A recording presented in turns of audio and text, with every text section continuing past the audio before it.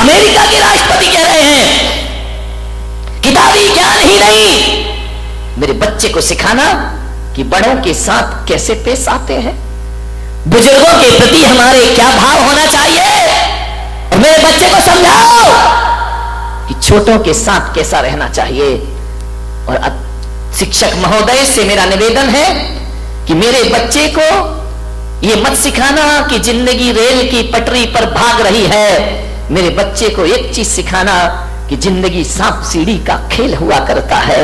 उसे समझाओ कि जिंदगी में ऐसे भी लोग मिलेंगे जो सीढ़ियों का सहारा देकर तुम्हें ऊपर चढ़ाएंगे, और जिंदगी में ऐसे भी लोग मिलेंगे जो अपने बनकर सांप के समान डसेंगे और जिंदगी को नीचे ला करके पटक देंगे। जिंदगी एक सांप सीढ़ी का खेल है, यहाँ चढ़ाने वाले भी मिलते हैं और यहाँ उतारने वाले भी प्राप्त हुआ करते हैं। मेरे बच्चे को समझाना कि जिंदगी में उतार चढ़ाव आएंगे, सीढ़ी भी मिलेगी और सांप भी मिलेगा, लेकिन मेरे बच्चे को ये संस्कार देना कि जब जिंदगी सीढ़ियों पर ऊपर चढ़ी जाए तो अहंकार में भूलना मत, और जब कोई सांप डस ले तो निराशा में जिंदगी को बर्बाद करना मत, ध्यान रखिए। उस शिक्षक के लिए राष्ट्रपति ने निवेदन किया।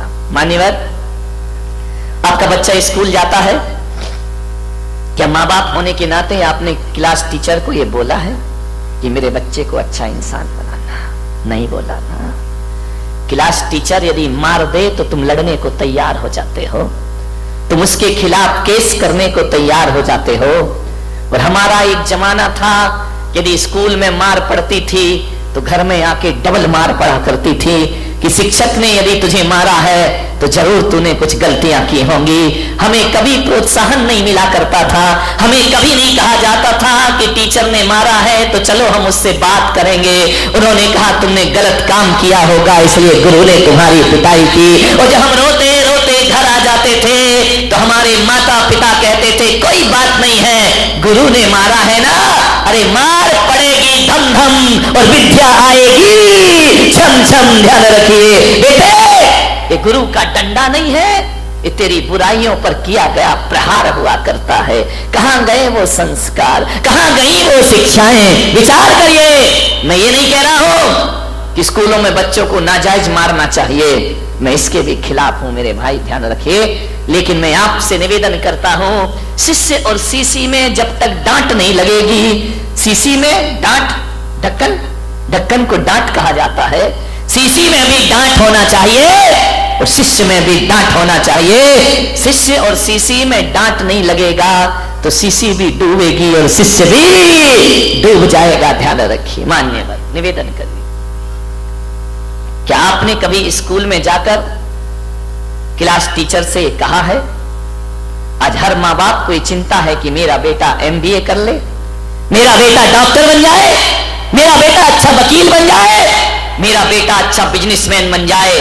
कोई माँ बाप ही नहीं सोचता है कि मेरा बेटा सच्चा और अच्छा इंसान बन जाए। ध्यान रखिए, मैं आपसे कहता हूं, एक सच्चा और अच्छा इंसान 100 इंजीनियर और डॉक्टर से बढ़ करके हुआ करता है। ध्यान रखिए, यदि गलत आदमी डॉक्टर बन गया तो याद रखना वो कभी देश को, समाज की भलाई नहीं कर सकता है। गलत आदमी इंजीनियर बन गया, गलत आदमी व्यापारी बन गया, देश, समाज और परिवार को बर्बाद ही करेगा वो। ध्यान रखिए। आपसे निवेदन है, थोड़ी चिंता कर लिया करो कि मेरा बेटा अच्छा इंसान बने। आज माँ बाप को वो चिंता नहीं है, लेकिन हम संतों को चिंता है। इसलिए ज्ञान गंगा महोत्सव में मैंने कहा था ना, मैं तुम्हें भगवान बनाने के लिए नहीं बुलाऊंगा, एक सच्चा और अच्छा इंसान बनाने के लिए तुम्हें यहां बुलाने का मैं प्रयास करूंगा, क्योंकि सच्चा और अच्छा इंसान भविष्य का भगवान हुआ करता है मेरे भाई। जो इंसान नहीं बन पाया वो भगवान क्या बनेगा? दुनिया से भागते फिरते हो, भगवान को तुम क्या पाओगे? ध्यान रखिए। मान्यवर, विचार करें, अच्छा इंसान की जरूरत है इस देश को, अच्छे आदमी की जरूरत है इस देश को, तुम्हारे परिवार की खुशहाली के लिए अच्छे बेटे की जरूरत है। ध्यान रखिए। पूत कपूत तो का धन संचय, पूत सपूत तो का धन संचय। यदि पूत कपूत निकल गया तो सारी दौलत को बर्बाद करके रख देगा, और पूत यदि सपूत निकल गया एक रुपया भी ना दो तो भी लाखों की दौलत कमाकर अपने पिता को दिखा देगा। किसके लिए सोचते हो सब? अच्छा व्यक्ति बनाइए। मान्यवर, शिक्षकों के भरोसे जिंदगी मत काटना। ये वेतन भोगी हैं, इन्हें केवल मार्कशीट पकड़ाना है। इन्हें इससे कोई मतलब नहीं कि तुम्हारा बच्चा कैसा है, क्या करता है। वो तो कहेंगे रिजल्ट अच्छा आना चाहिए, बाकी तुम्हारा जो व्यवहार है वो तुम जानो। इस ध्यान रखना, अक्षरों का ज्ञान देना स्कूल के टीचर का काम है, और अनुभव का ज्ञान देना माँ बाप का काम हुआ करता है। वो आपका दायित्व हुआ करता है। आप विचार करिए, गौर करिए अपने बच्चे पर, छोटी छोटी हरकतों पर ध्यान दीजिए। मैं आपको बता रहा हूं कि अपने बच्चों को कैसे परवरिश करना है उनकी। आप सोचिए, आप गौर करना अपने बच्चों पर, किसी के दर्द पर, किसी की पीड़ा पर तुम्हारा बच्चा हंसता तो नहीं है, तुम्हारा बच्चा उसकी मजाक तो नहीं बनाता है। यदि मजाक बनाता है रोक दीजिए उसे वहीं पर। किसी के दर्द पे मुस्कुराना मत सीखो मेरे भाई। कोई भूखा यदि तुम्हारे घर में है, यदि कोई दो बच्चे खाना खा रहे हैं, तो आप प्रवृत्ति पर ध्यान रखना, वो अपनी रोटी उसे देता है या नहीं देता है। यदि नहीं देता है तो आज से तुम्हें उसे अच्छे संस्कार देने का प्रयास करना पड़ेगा। यदि तुम्हारा बच्चा अपनी रोटी तो रखता ही है अपने पास, लेकिन दूसरे की रोटी भी अपने पास लाता है, तो समझना ये भारत के लिए बहुत खतरनाक व्यक्ति बनेगा। ये समाज और परिवार के कलह में कारण बनेगा, ये तुम्हारे दुखों का आमंत्रण बनेगा। और यदि कोई बच्चा ऐसा है जो अपनी रोटी भी दूसरों की थाली में रख दिया करता है, तो समझना हमने किसी महापुरुष को जन्म दिया है अपने घर में। प्यासे को पानी पिलाता है या नहीं पिलाता है?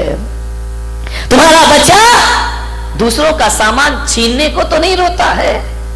तुम्हारा बच्चा दूसरों से तमीज से बात करता है या नहीं करता है?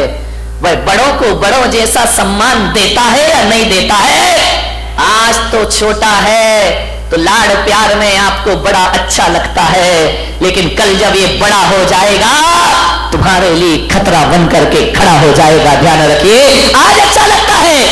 विचार करिए, आप अपने बच्चे, मेरे पास लोग आते हैं, मैं छोटे बच्चे से पूछता हूं बेटा नमोकार मंत्र आता है? बच्चा बोलता है नहीं आता है। तो मैं माँ बाप की तरफ देखता हूं, माँ बाप की नजरें झुक जाया करती हैं।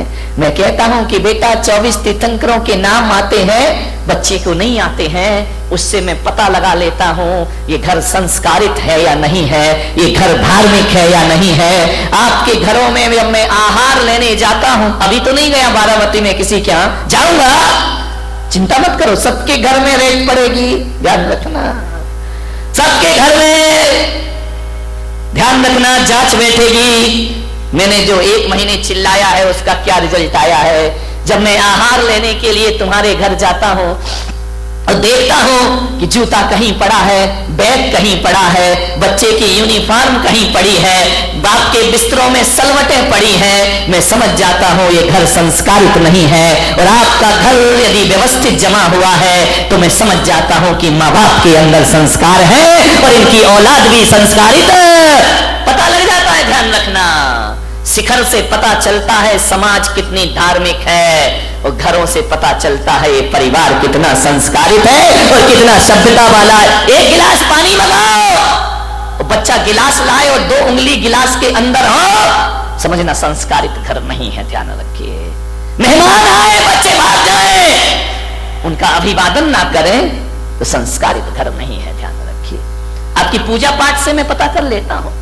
चौके में पूजा होती है, आहार के पहले थाली भरी है, 4-4 दाने चढ़ा रहा है, भरी थाली चढ़ाया नहीं जा रहा है, तो इसका मतलब ये समझो कि इसकी वृत्ति कंजूस की वृत्ति है। ये आदमी उदार भावों से पूजा नहीं करता है, ये आस्था भाव से पूजा नहीं करता है। चरण प्रक्षालन करते हो, जग भर के पानी लाते हो, 2 बूंद डालते हो, जग वापस ले, क्यों वापस ले जा रहे भाई? नल नहीं आ रहे क्या तुम्हारे यहाँ, या सूखा पड़ा है या पानी नहीं है? अरे कुछ दिन तो ऐसा हो जाएगा यदि ये प्रवृत्ति चलती रही तो अगली बार तो आदमी आई ड्रॉप लाएगा, 2 ड्रॉप डालेगा, तेरे चरणों की धूल बाबा चंदन गुलाल। ये प्रवृत्तियां हैं। आहार में आपकी प्रवृत्ति देखी जाती है। ध्यान रखना, कैसे दे रहे हैं आप, दाल कैसे दे रहे हैं आप, सब्जी कैसे दे रहे हैं।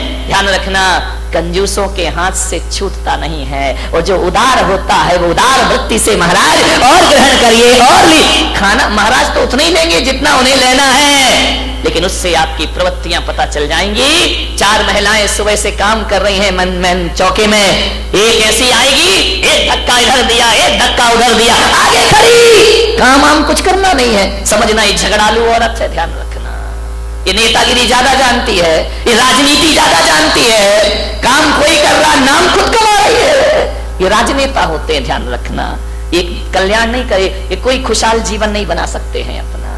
कई ऐसे होते हैं बिल्कुल शांत रहते हैं, काम भी करते हैं लेकिन आवाज नहीं किया करते हैं, चुपचाप शांत खड़े हैं, सुबह से मेहनत करते हैं लेकिन कोई धक्का नहीं मारते हैं। कोई आहार देता है तो आइए आप दीजिए, हम बाद में दे लेंगे, समझना वो संस्कारित आदमी है, वो सभ्यता वाला घर हुआ करता है। ध्यान रखिए, मान्यवर, सोचना है आपको, विचार करना है आपको। आपकी इन क्रियाओं से आपके संस्कारों का पता चलता है। ध्यान रखिए, आप कैसे घर के हैं, आपकी मान मर्यादाएं कैसी हैं। आऊंगा मैं अभी तुम्हारे घरों में पर्यूषण के बाद, सबको रिजल्ट देने के लिए कि तुम क्या कैसे हो, तुम पंडाल में कैसे दिख रहे हो, घर में पता पड़ेगा कि तुम्हारी जिंदगी क्या हुआ करती है। पंडाल में तो सब सज धज के बैठे हैं मजे से, टिप टाप। यदि इतने लोग सुधर जाएं तो मोदी को इतनी मेहनत काहे को करना पड़े मेरे भाई,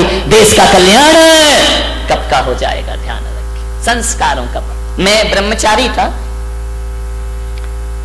अहमदाबाद में, 93 की बात है। मैं एक के घर में भोजन के लिए गया, उन्होंने कहा ब्रह्मचारी जी पधारिए, भोजन ग्रहण करिए। मुझे बिठाया गया, मां रोटी बना रही थी। अब ब्रह्मचारी को तो 1-2 ही लोग देते हैं, महाराज थोड़ी है कि लाइन लग रही है। मां रोटी सेक रही है, बेटी से कहा ब्रह्मचारी जी को भोजन परोसो। बेटी ने भोजन परोसा मेरी थाली में, नमक रखने का समय आया और जैसे ही बच्ची ने नमक रखा, मां की निगाह पड़ी, उसने एक बेलन उसके हाथ में मारा, लड़की का हाथ झंझना गया। मैंने कहा भाई ये क्या बात है, ये मैं भोजन कर रहा हूं कि यहां तो महाभारत चल रही है। फट से लड़की कुछ ना बोली, न लड़की रोई, न लड़की चीखी, कुछ नहीं, चुपचाप रही। उसने व्यवस्था बदल दी। आहार के बाद मैंने पूछा, मेरा तो मौन था, मैंने कहा मैं आपके यहां भोजन को आया, आपकी लड़की इतने प्यार से परोस रही थी, आपने उसे बेलन क्यों मार दिया। बोले ब्रह्मचारी जी, इस लड़की को मैंने 10 बार समझाया कि थाली में नमक कहां रखते हैं और सब्जी कहां रखते हैं, ये आज फिर भूल गई। तो जब ये समझाने से नहीं समझी तो मुझे बेलन उठाना पड़ा, और आप जानते हैं मैंने एक शब्द भी नहीं बोला, और एक बेलन ने नमक कहां रखना चाहिए वहां व्यवस्था इसकी करा दी, अपने आप इसने उठाकर रख दिया, अब इसे जिंदगी भर याद। मैंने कहा इतनी बारीकी, मैंने कहा क्या फर्क पड़ता है, नमक यहां रख दिया, यहां रख दिया। बोले महाराज नमक के स्वाद में कोई फर्क नहीं पड़ता, लेकिन आदमी के व्यवहार में बहुत फर्क पड़ा करता है। मेरी लड़की पराए घर जाएगी, इसे इतना ज्ञान होना चाहिए कि भोजन कैसे परोसा